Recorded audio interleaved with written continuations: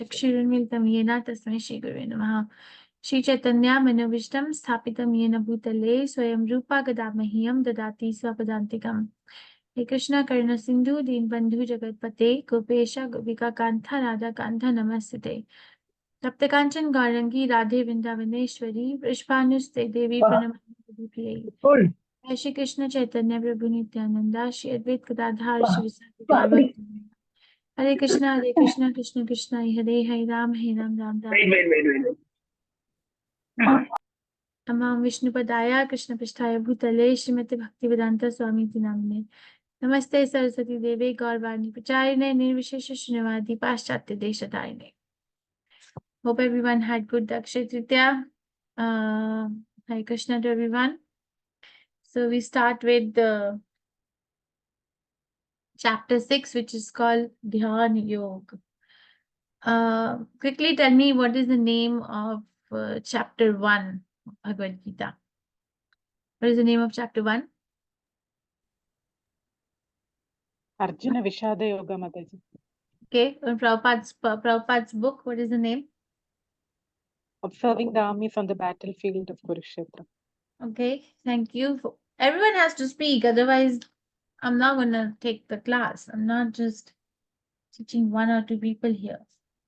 What is the name of chapter 2? Bhagavad Gita as it is. Contents of Gita summarized. What is the name of chapter 3? Karma Yoga, Mataji. Chapter 4. Transcendental knowledge. Very nice. So Jnana Yoga. Chapter 5. Action in Krishna consciousness. Very nice. Karma Yoga, action in Krishna consciousness. Chapter 6. Dhyana Yoga. Dhyana Yoga. Very nice.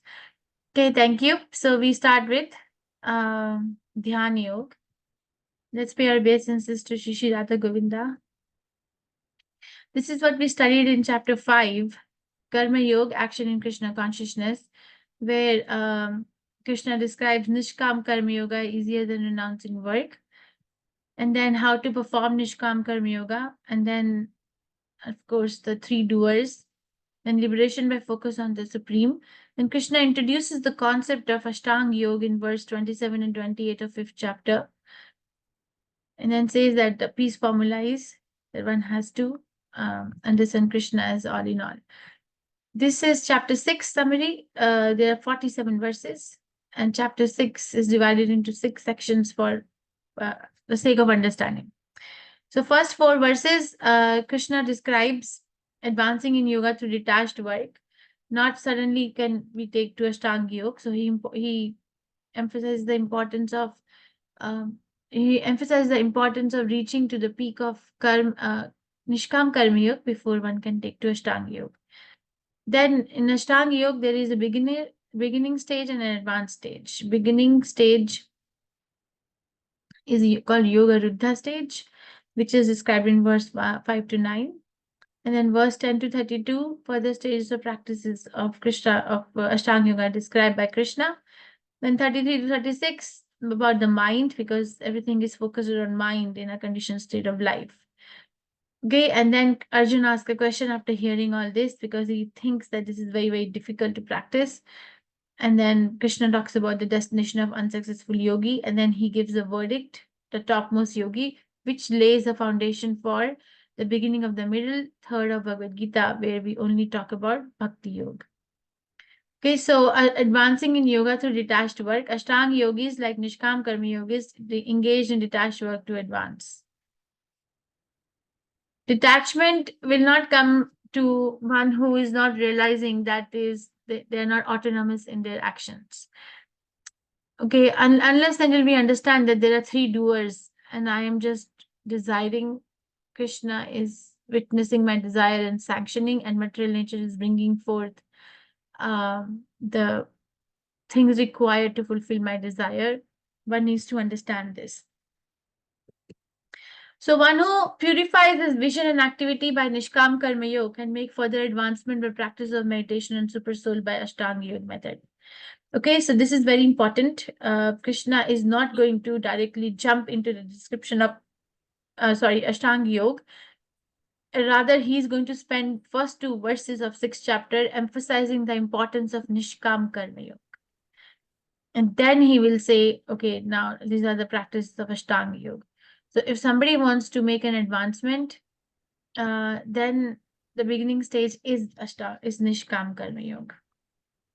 By meditating on Super Soul, one can develop devotion to him in Bhakti Yoga, understanding that Krishna is supreme in joy, ultimate control, and best friend. So we will talk about it through the chapter where we'll understand that meditation means samadhi on the lotus feet of the Supreme Personality of Godhead. It does not mean samadhi on a void or nullifying our existence. No.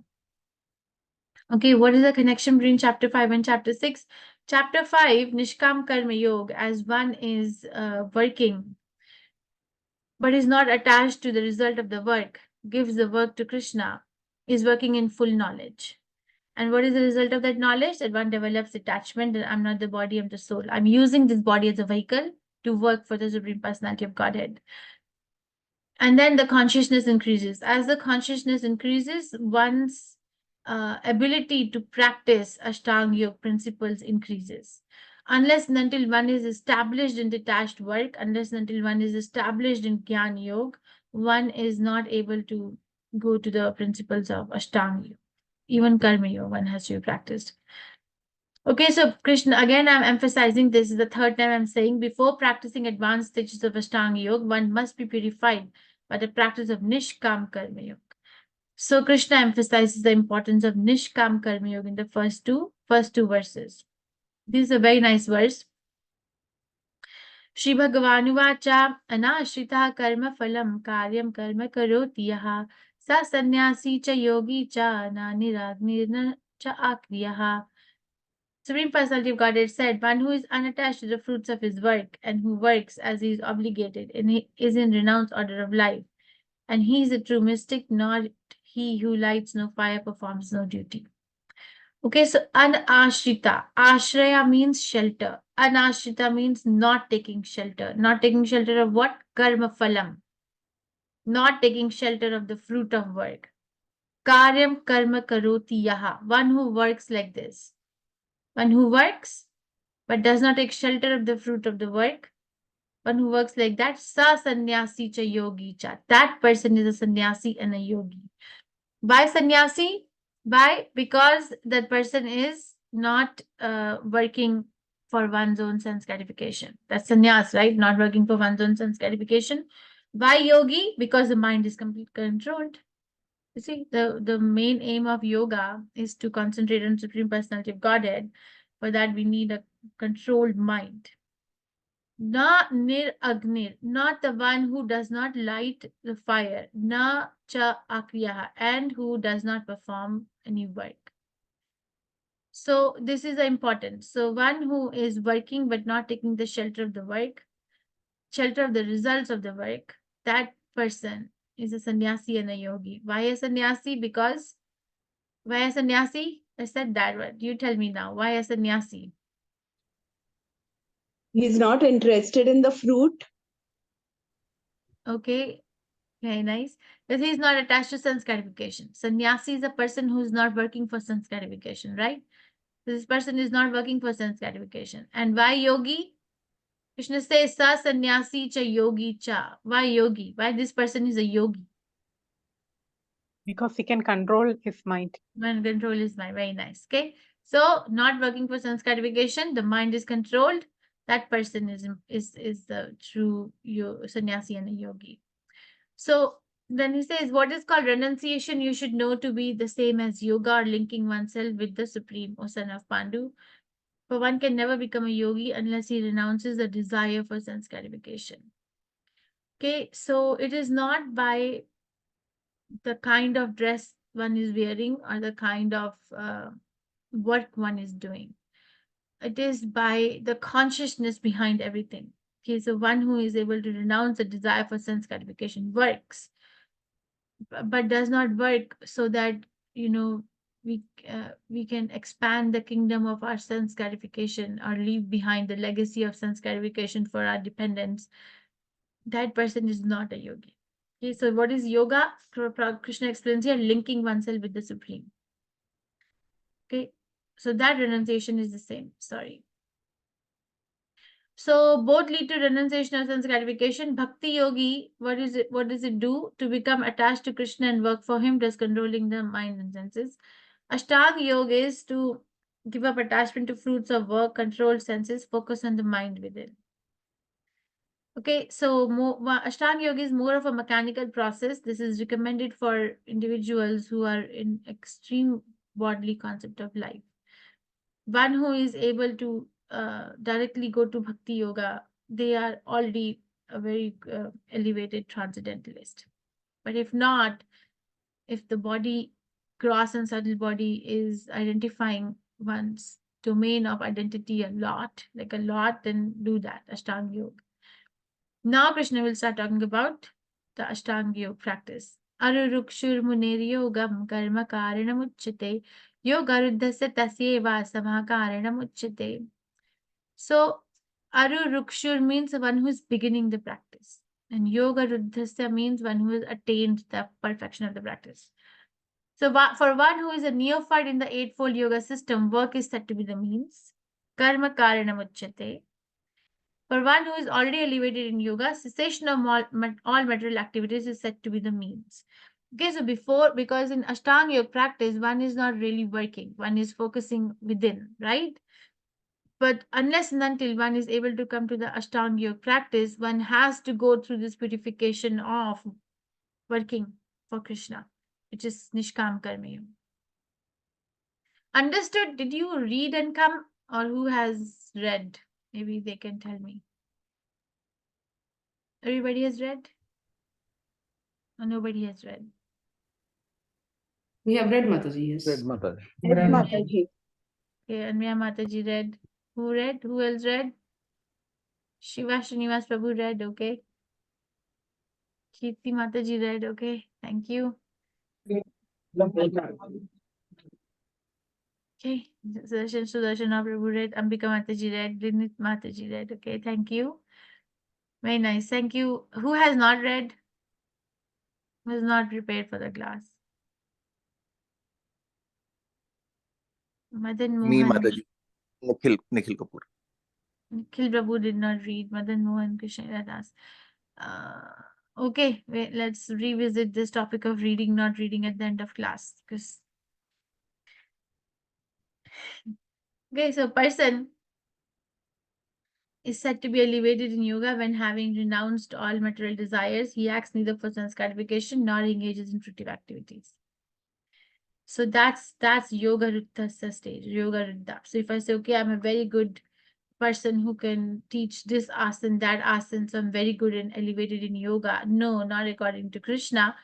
Because according to Krishna, is one who is elevated in yoga, that person has renounced all material desire and does not act for sense gratification nor engages in fruitive activities. So am I at that stage or not? Okay, Prabhupada writes in this purport of third verse, process of linking oneself with the Supreme is called yoga, which may be compared to ladder for attaining topmost spiritual realization. This ladder begins from the lowest material condition of living entity and rises up to perfect self-realization in pure spiritual life. So it's a process. And this is the ladder which includes Ashtanga Yoga. We'll start from the bottom. Karma Kanda person in Karma Kandya Vichar is a fruitive workers. They are following the principles of Vedic literature. They are doing different kinds of sacrifices and they regulate this sense gratification. But what is the aim? The aim is that I can get elevation to higher planetary system. Okay, the aim is not Krishna. When one goes higher than that, then one practices karma yoga or nishkam karma, where one renounces the fruits of one labor. By renouncing the fruit of one labor, one develops curiosity to understand about one's higher self. Okay, that's Gyan Yoga, acquiring more knowledge. So renouncing the fruit continues in Gyan Yoga, but speculative knowledge about Brahman and austerity is endured. When one is able to understand the context of the whole knowledge, then one practices, then from impersonalism, one wants to go to realize the super soul in the heart. So renouncing of the fruit still continues. Knowledge is Still continuing, transient acquisition of the transcendental knowledge, control of mind and senses by eightfold path, and meditation on Paramatma or super soul within the heart is added. But Bhakti Yoga is the topmost because by concentrating on the super soul within, one develops loving devotional service to Supreme Lord. So devotional service is the end, is the culmination. Okay, not just seeing Krishna in the heart, doing something after seeing Krishna in the heart, or directly adapting to the process of working for Krishna so that we can see Krishna one day. Either way. So Yoga Ruddha stage, what is Yoga Ruddha stage? Beginning or end? Is it for neophyte stage or advanced stage? What is Yoga Ruddha stage? It's the neophyte stage, Mataji. Neophyte stage, very nice. So Krishna, so far we have studied that Krishna explains the importance of Nishkam Karma Yoga even before one is able to enter the Ashtanga Yoga. So unless until one is purified by Nishkam Karma Yoga, one cannot cessate from material activities. Ashtanga Yoga involves no material activities. Like it is like a more introspective, very disciplined kind of an environment in seclusion.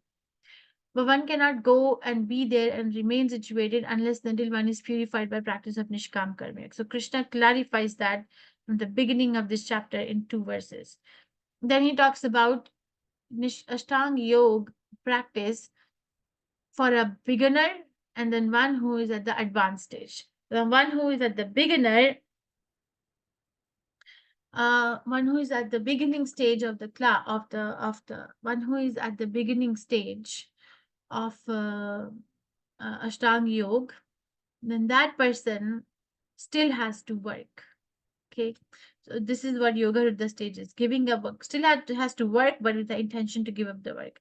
A yogi may even give up Nishkam Karma Yoga when his mental control reaches the stage of regarding well-wishers, envious, pious sinners equally. So in the beginning, one has to work, but at what stage is one ready to give up work? So Yoga Ruddha stage. This is from my Bhakti Shastri. So why am I not experiencing a pure consciousness, even while doing a lot of exercises? The answer is work on mind and not the body. So Yoga Ruddha stage, giving up work. Yoga Rurukshu stage, neophyte. 1 second. Yoga Ruddha stage is a advanced stage. Did we say Yoga Ruddha stage is the initial stage? If I said that, I'm sorry. So Yoga Rurukshu stage is the beginning. It says Aruru means beginning. Yoga Arukshu. One who is a beginner is not detached, not pure, not advanced, cultivating detachment from fruity results, practices part-time asana and perhaps pranayama while engaging in karma yoga. But yoga at the stage is a person who is in an advanced stage, does not act for sense gratification, does not engage in fruity wax, renounces all material desire, permitted to quit prescribed duties. This is big one. One cannot like artificially out of frustration or anger or fear quit prescribed duties. Only when one has reached this stage can one quit the prescribed duties. Nishkam Karma Yoga can be given up. Practices yoga full time and has full knowledge. So Krishna in this stage from Yoga Rurukshu stage to come to Yoga Ruddha stage discusses the importance of mind. Because it's a mind game after all, right? The mind is uncontrolled and unbridled and very, very, what is the third word? Very, chanchalam himana Krishna pramatu vala, strong, valabudhiram. So one must deliver himself with the help of his mind and not degrade himself. The mind is a friend of conditioned soul and his enemy as well. Now, how do you explain mind is the enemy and a friend both? This is Krishna's verdict. So next time when your mind is telling you something to do which is not in accordance with Krishna consciousness, remember this instruction. One must deliver himself with the help of his mind, not degrade himself. You have to remember these instructions. That I must not degrade myself with my mind. So how is it a friend and enemy at the same time? It's in the next verse, but I want to know, how is it a friend and enemy at the same time? Hare Krishna Mataji. My Krishna. If the mind is the mind is controlled, then Mm. it becomes our friend. But if the mind is not controlled, uncontrolled mind becomes our enemy. Okay, what is a controlled mind and what is the uncontrolled mind? What is a Hare Krishna controlled mind? Mataji. Mhm. If mind takes you to Krishna, not by force but by love, then it's said to be controlled. Okay. And if mind is going to take you away from Krishna, Mm. then it's uncontrolled. Okay, thank you. Very nice. So the mind which is drifting us away from the activity of self-realization, that's an uncontrolled mind. So we can understand whether I have an uncontrolled mind or a controlled mind. Who am I living with 24/7? If my mind is telling me to do something which my intelligence knows is against the upliftment in Krishna consciousness, then I am living with the uncontrolled mind. Nothing to regret. That's not a bad news because everyone is like that. That's why Krishna has spoken Bhagavad Gita. Unless and until we have a goal to make that mind controlled. Mind is in what mode? When Brahma was making in mind, intelligence, false ego, as explained in second canto Srimad Bhagavatam, what mode of nature, material nature, goodness, passion, ignorance was the mind originated? Who remembers? Passion, Mataji. Okay, who else? Mhm. Mataji, Mind. both passion and ignorance. Okay, okay. What else? Throw something else too. Hmm? Mind is coming from what mode of material nature? Goodness, passion, ignorance. It is explained in second canto Srimad Bhagavatam. Then third canto Srimad Bhagavatam, Prabhupada explains about the deity of the mind. Who is the deity of the mind? Who is the deity of the mind? According to, the four expansions, right? Sankarshna, Niruddha, Pradyumna, and Narayan. So who is the deity of the mind? Which deity controls the mind?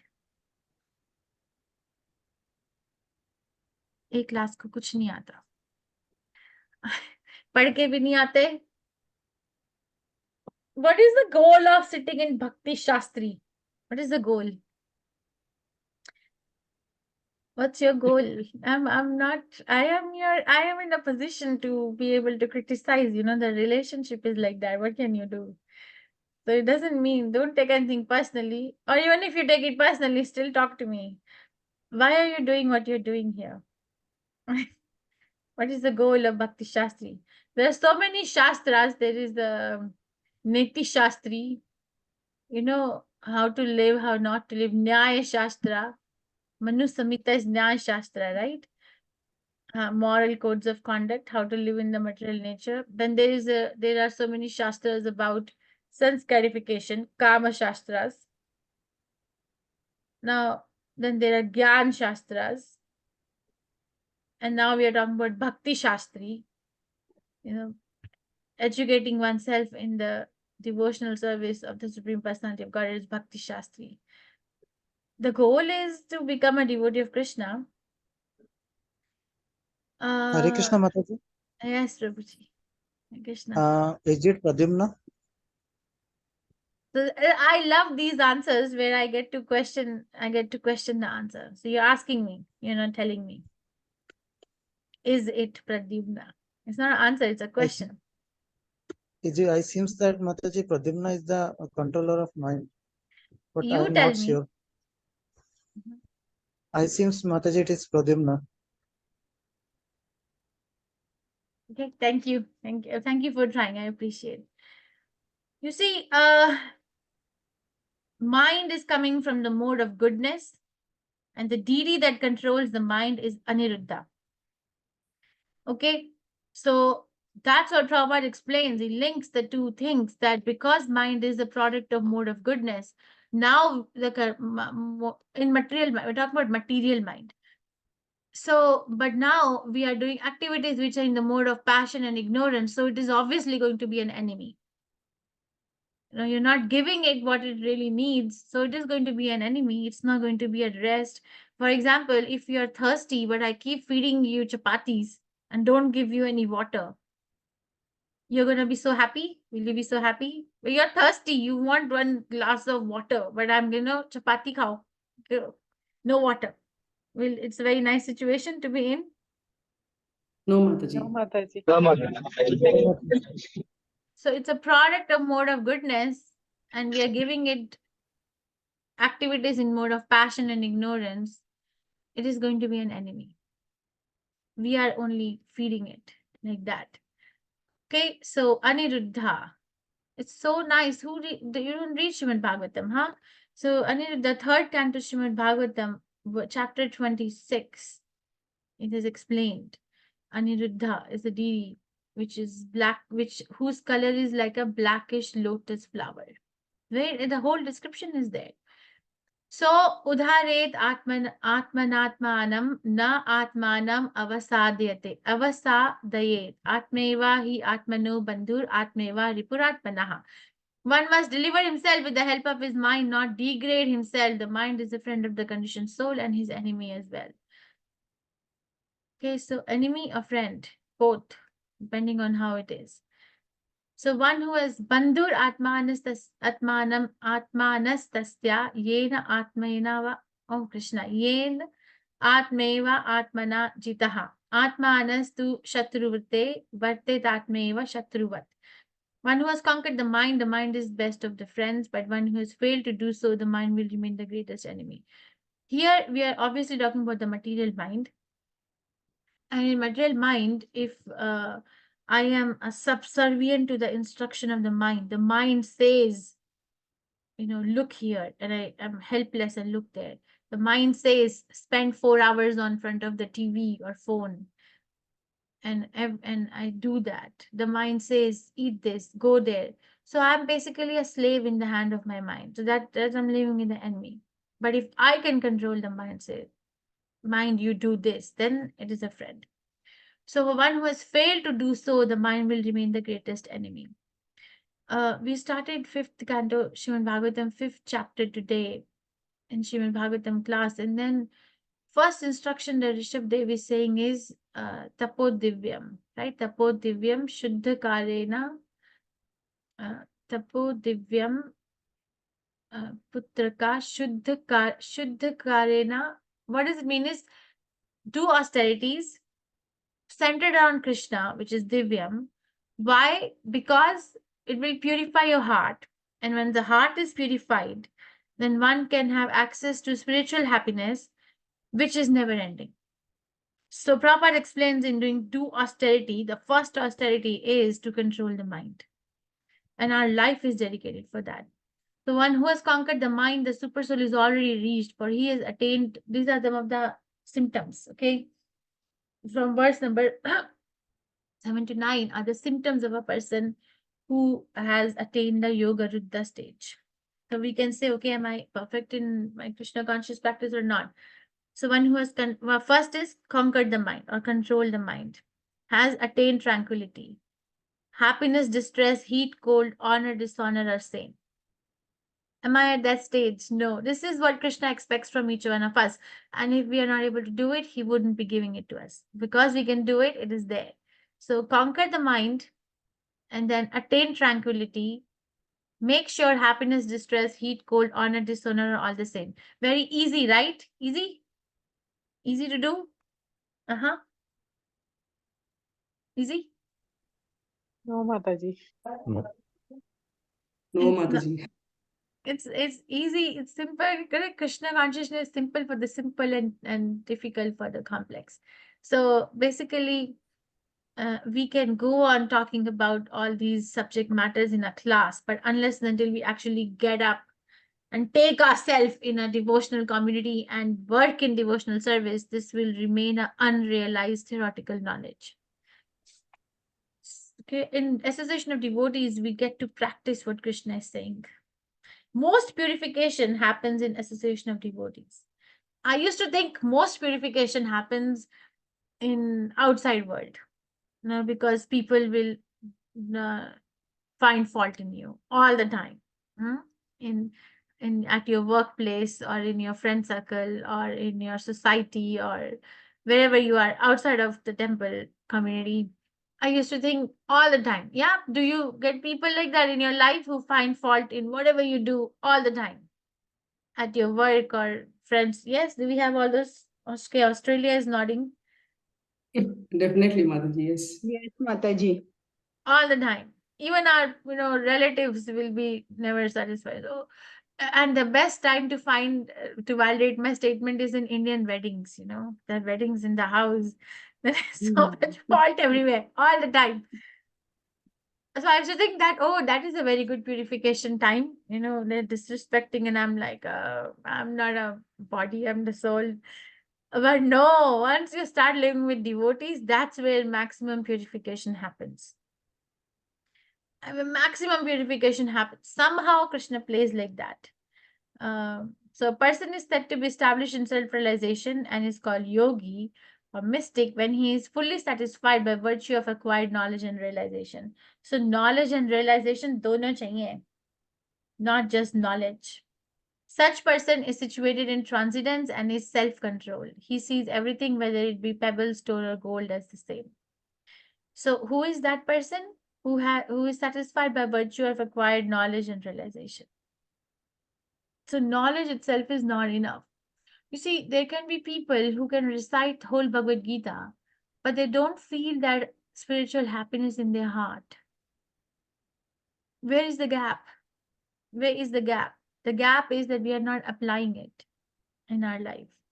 We're not applying it. We're not preaching. We're not getting out of the comfort zone. We are not reading before the class. A person is considered still further advanced when he regards honest well-wishers, affectionate benefactors, the neutral mediators, the envious friends and enemies, the pious and the sinners, all with an equal mind. Samadarshinaha. The vision is equal. Who is this? Which pastime is this? Who is this? Ambarish Maharaj. Vish Maharaj. Yes. Thank you. So Samadarshinaha. So if we can acquire that kind of a mindset, there is a very famous book, Growth Mindset. I don't know what were the other mindsets, some mindsets. So talk about mind. It's not a small thing. The companies in across the globe spend millions and millions of dollars for mental health well-being of their employees. Stress management is a big thing in corporate world. Is it not? People who are working in corporate world in this class, you have this like stress management, healthy lifestyle, or so many apps are there to track your steps. When you're sitting at work, you sit like this, bend like this, take hydration breaks. Yeah, do you get all that, or is it just here? I think it's everywhere. So it's not a small thing, but nobody actually gets what they're getting, even despite of doing everything that has been told.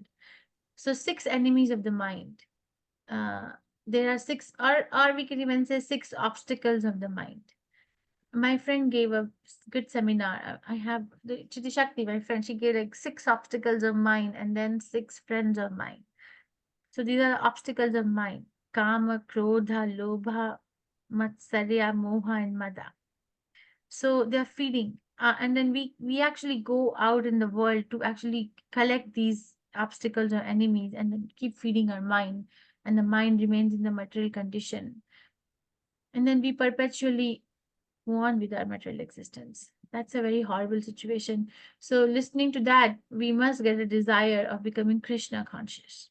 And if we are not doing austerities, if we are not trying to become Krishna conscious, then we are living with an enemy or a friend.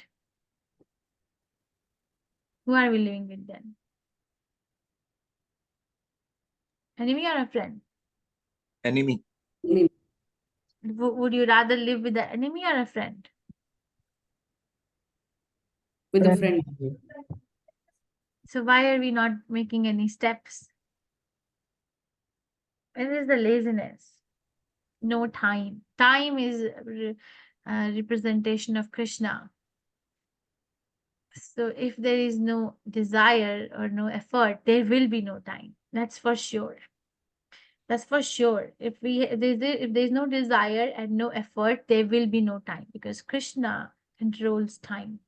But if there is a desire and effort, the time will magically be expanded. So it's in our desire and effort that we incite the mercy or not. So one established in self-realization by virtue of knowledge and self-realization, who sees pebbles, stones, gold, everything is the same. So they don't rush to the market on Akshay Tritiya, to buy gold. Yeah, rather give donation to the temple because what am I going to do with it anyway? I'm just kidding. And with more advancements, the honest well-wishers, affectionate benefactor, neutral mediators, envious friends, enemies, spies, and sinners equally. Okay, so these are so Yoga Ruddha stage is that is the context, that's the intention that's been set. I have realized one thing, Krishna consciousness has taught me one principle of life is set an intention before an action. Somehow I get that. So set an intention before an action. So Krishna has already set an intention that if you practice Ashtanga Yoga, these are the goals you are going to achieve. Now, in this particular section, he's going to say what is the actions that you have to do to achieve those goals. So further stages in practice of yoga, Krishna describes practice of Ashtanga Yoga. So the result are Yoga Ruddha stage, perfectional stage, and ultimately the vision of the super soul. So everything is described in Bhagavad Gita.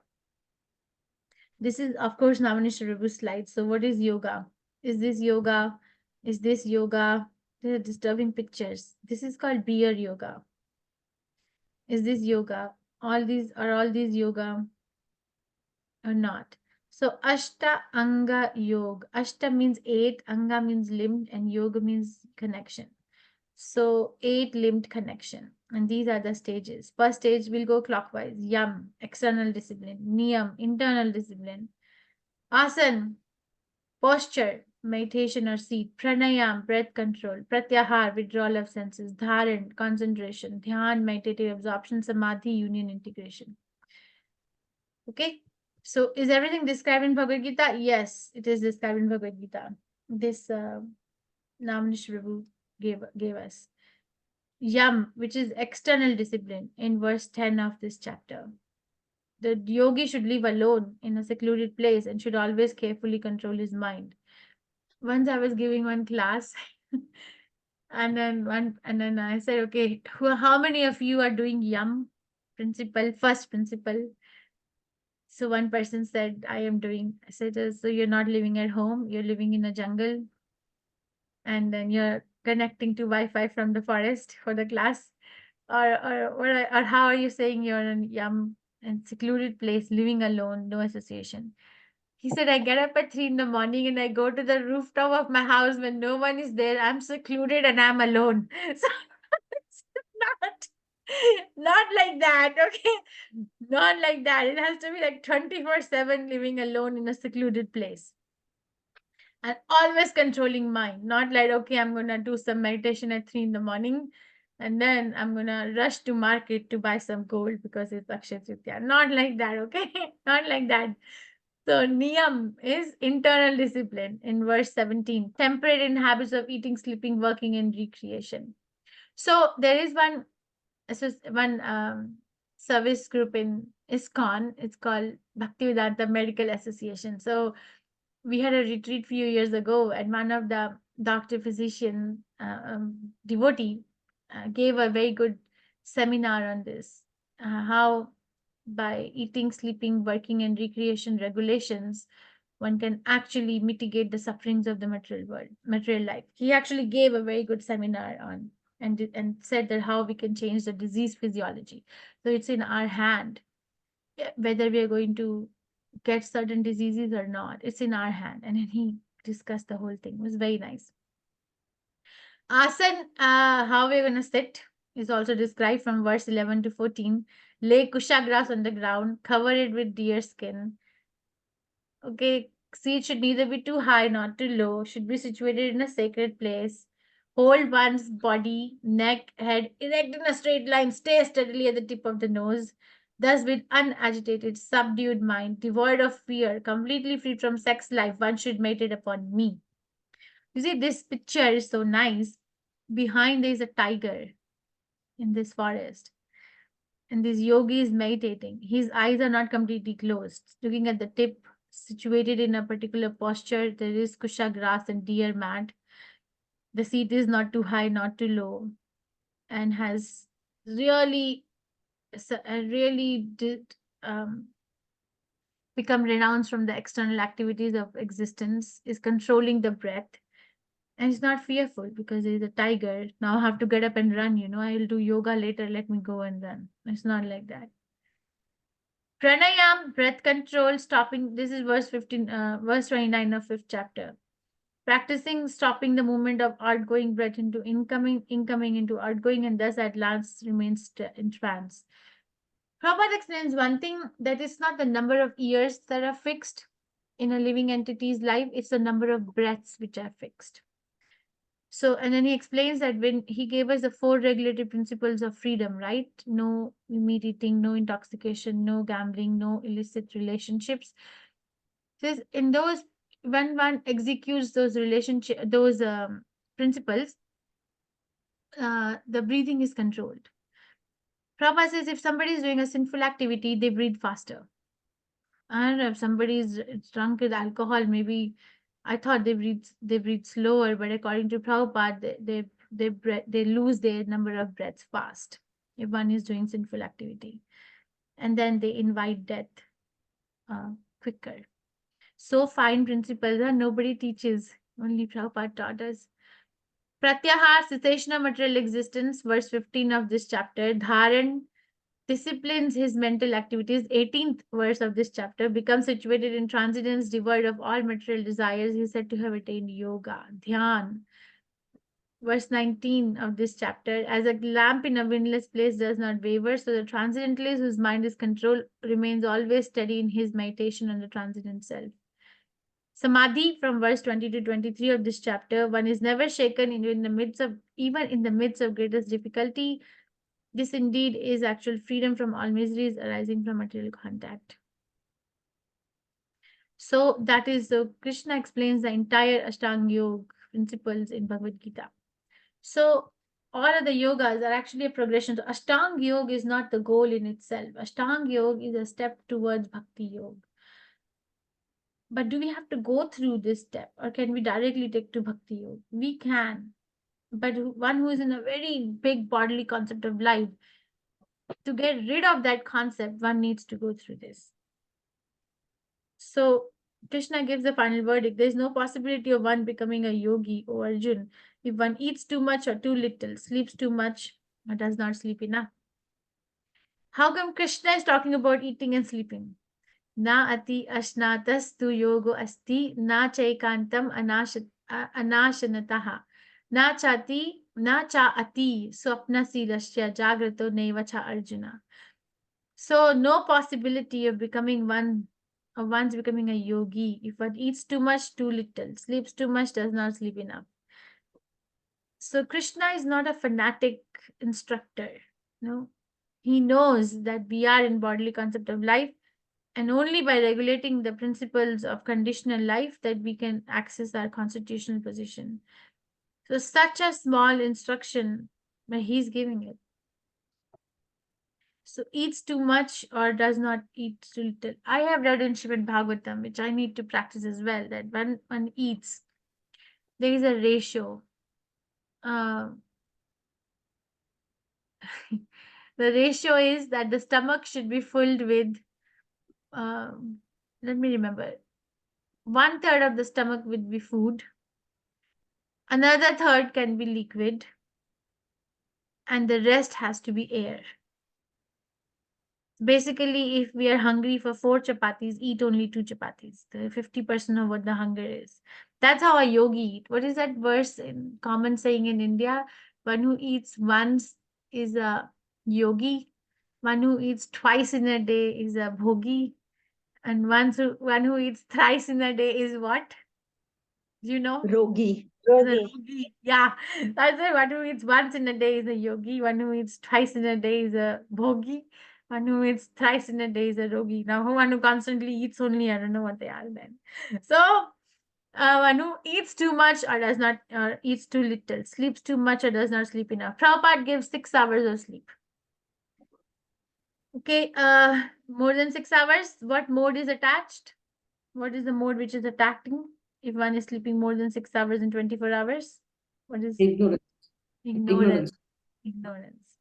Lazy.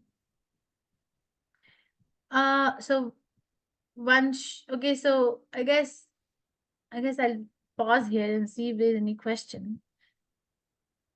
And in verse number 17, which I already discussed, that one has to regulate eating, sleeping here in the Dharan. Sorry. Temperate in his habits of eating, sleeping, working, and recreation can mitigate all material distresses. So far, any questions? So far, what we have studied, we are studying Dhyan Yoga. We are studying that Krishna is going to introduce the concept of Ashtanga Yoga, because Arjun wants to go to the forest, So what is he going to do in the forest? Krishna is telling him what to do over there, which is Ashtanga Yoga. But he's emphasizing that one cannot actually follow the principles of Ashtanga Yoga unless and until one has become purified by following the principles of Nishkam Karma Yoga. Because Ashtanga Yoga means cessation of material activities completely. But Nishkam Karma Yoga is we are doing activity, but we are offering fruit to Krishna. So one has to become purified with that and then go to the principle of Ashtanga Yoga. And then Ashtanga Yoga has 2 levels. One is Yoga Ruksha, which is the beginning stage, and Yoga Ruddha, which is the advanced stage. Now, then he sets the scene by telling that Yoga Ruddha stage, what are the symptoms from verse 5 to 9. And then he talks about the details as to how to get to the Yoga Ruddha stage. These are the things, Yam, Niyam, which we studied in this. Yam, external discipline; Niyam, internal discipline; Asana, posture; Pranayam, breath control; Pratyahar, withdrawal of senses; Dharana, concentration; Dhyan, meditative absorption; Samadhi, or union and integration. Okay, and then we studied that everything is given in Bhagavad Gita. And then Krishna ends this part of the verse, or in this part of the explanation of how to practice Ashtanga Yoga by saying, there's no possibility of one's becoming a yogi or Arjun if one eats too much or eats too little, sleeps too much or does not sleep enough. One has to be regulated. We cannot copy Rupa Goswami, we cannot copy, because they were sleeping hardly 2 hours a day and sometimes not even that much. We cannot copy Haridas Thakur. Haridas Thakur was not eating anything unless and until he had chanted 300,000 names of Krishna. Anyone here doing that? Unless and until you have chanted 22 hours out of 24 hours, you're not eating anything. Anybody? No, No. Mataji. In rounds is the problem. We khich kar ho jaye, hai na? So don't copy, but set that as a goal. And this is the beginning. We are at a beginning stage to follow these principles. Should I go ahead or should I finish here? Because most of you have read or not read. What should I do? Any questions, reflection, realizations, opinions? Mataji. Huh? I have a question, Mataji. You have a question, Prabhu? Go ahead, please. Yeah, it is said like in 7th verse, like Paramatma is situated in everyone's heart. So then my question is like, how come the mind is getting deviated by the illusory energy in the presence of Paramatma? Yeah, because we are covered. We are not working at that. We are not working at that level. You see, one example I can give is that let's say that somebody is trained as an engineer. Okay, so the Yeah. training is as an engineer. They can be very good engineer or architect, let's say, but they are not working as that. They're not working according to their profession. They are working, or they're not working. They're just home and they're just taking care of the home household chores. So do you think that they are able to keep up with their No. expertise in the subject? No. No. So Yeah. Krishna is there, but I'm not working to understand Krishna. I'm not doing it. Why? Because I have another desire, deviated by distraction. You know, remember we discussed, I don't know, I discussed here, lacking the attraction for all attractive. One of the reasons is because I get deviated by distraction. Why do I get deviated by distraction? Because I have a desire to get deviated. Out of three Okay. doers. Yeah. Okay? The responsibility is on us, not on Krishna. It's on us. And why am I Yeah. not seeing Krishna? You know, Prabhupada gives a very nice class. I remember where he says, I do not know why people cannot find God. He says that. I do not know why people cannot find God. He says, Rasoham apsikanteya. I am the taste of water. Everyone is drinking water. He says, Yeah. I'm the taste of water. Why? It's so easy to see God. See God in water. And then he says, in Western countries, people are so used to drinking wine. So I tell, rasa means taste, rasa mapsikanteya. Rasa means liquid. So if you drink your wine and you think that this taste of wine is Krishna, one day you'll become a very nice devotee. So this is, every day we see sun and moon. Yeah, we see or no? We see the light Yeah. outside because there's sun. So Yes. Krishna says, I am the sun and moon. And Yeah. then he says, I am the mind. So when we see our mind, why can't we say, I'm seeing God? I am the spring of all the weathers. I'm the spring of all, I'm ability in a man. I am the syllable Om in all the Vedic literature. So why are they looking for God? He said, I do not know why people cannot see God, because he's everywhere. So the problem is us. We don't use our intelligence. Did Okay. it answer your question or no? Yeah. Yeah. Yes, Mataji. Okay. And one more question, Mataji. Uh-huh. Like in the ninth verse, how can like Maybe in the verse. saintly person see with equal mind everyone? Like, what does that mean? Seeing everyone with equal mind, like honest person or some sinners, pious, everyone. Like, what is meant by equal mind? The what is it? You see, they are not seeing the body; they're seeing the soul, and Okay. the soul is part and parcel of Krishna. Hey, for example, I don't know. I'm not a saintly person, and I'm not a person with the equipoise mind. But whenever I have a problem, I always think of question. You know, if Prabhupada, if you have a question ever in your life, just think of Prabhupada and how is it applicable to his life. I get my answers there, most of them. Okay. So Prabhupada, if he did not have an equal mind, how could he make the hippies so happy in Krishna consciousness? Tell me. Yeah. You see, his mind was equal because he saw the soul inside the body, which is part and parcel of the Supreme Personality of Godhead. He did not care about the external appearance. So Okay. that's equal mind. He did not care whether one was educated or not educated, whether one was rich or poor, whether one was a male or a female. He gave Krishna consciousness equally, right? Yes, ma'am. And this equanimity is sometimes compared. There's a book called Light of Bhagavad. This equanimity, Prabhupada, which is based on 20th chapter of 10th Canto Srimad Bhagavatam, Krishna book. Then in that, equanimity is compared to the rainfall. The Okay. rain, Yeah. it pours water everywhere, even where it is Yeah. not needed, which is like Yes. seas and rivers. You don't need water there, but it still falls there. Yeah. Basically, what it means is pebbles, stones, or gold is like whether one is a very we are not attached to the external behavior. That person is not attached so much to the externals, uh, Yeah. but they can see the real constitutional state. Yeah. That's Thank you, all best. Mataji. I'm not an equal mind person, so I don't know them. Okay. Yeah. Thank you. Okay. Any other questions, reflection, realizations, corrections? Hare Krishna Mataji.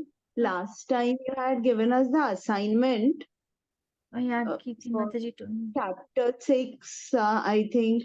So the font is very small. We can't read it. Even if you like increase the size with your Yes, half the statements are going out. Even if you increase, it's